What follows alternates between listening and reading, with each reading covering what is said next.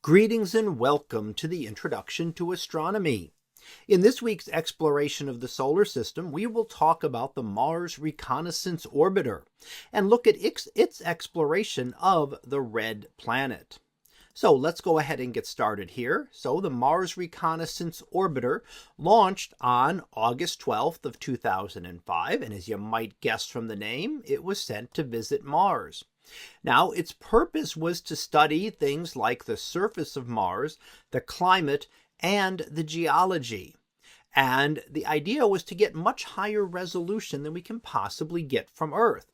So, well, yeah, we can see Mars from Earth, but we can't get all the detail. We can't see very small objects. And in this case, we were getting resolutions of about 30 centimeters or 1 foot.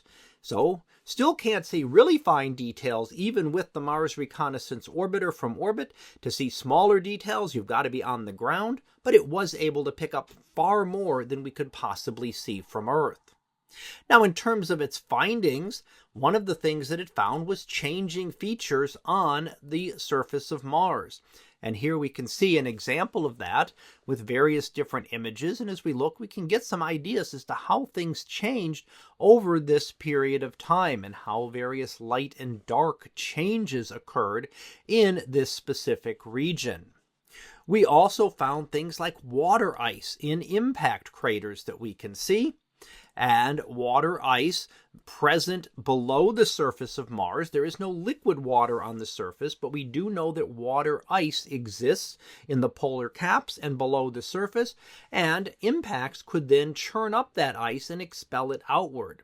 Now, it wouldn't last for a long time on the surface. It would undergo a process called sublimation, and that's where the ice would turn directly into a gas because there is not enough pressure on Mars to have liquid water. So it would go, water on Mars would be dry ice, as carbon dioxide is here on Earth, and it would go directly from a solid to a gaseous state. Now, another thing we found was what is called the recurring slope lineae, and those are seen in some of the craters here and could almost look like a water flow. In fact, thought to be perhaps a very briny, salty water that was flowing down and then evaporating as it moved down the surface, leaving deposits behind. Now the question comes, is it really that? We're going by what the images can see, so could it be a water flow on the surface of Mars, or would it be dust? I said that water could not exist. Well, that's water as we know it. A very salty, briny water could possibly exist for a very short period of time. We also found evidence of glaciers on Mars and glacier movements that occurred, and we can see some of them here seen by the HiRISE instrument on the Mars Reconnaissance Orbiter. So glaciers flowing on Mars, just as we have glaciers moving here on Earth, could also occur.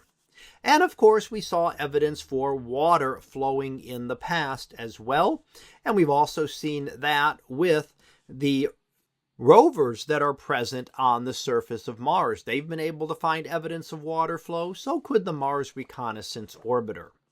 Now, as I record this in 2025, the mission is ongoing, and the Reconnaissance Orbiter has enough fuel for another decade or so, assisting with the studying of the red planet. So let's go ahead and finish up here with our summary. And what we've looked at today was the Mars Reconnaissance Orbiter launched to study Mars, the red planet, imaging the planet in high resolution, and discovering water and ice, including things like glaciers, on the planet Mars. So that concludes this week's exploration of the solar system on the Mars Reconnaissance Orbiter. We'll be back again next week for another exploration of the solar system video. So until then, have a great day, everyone, and I will see you in class.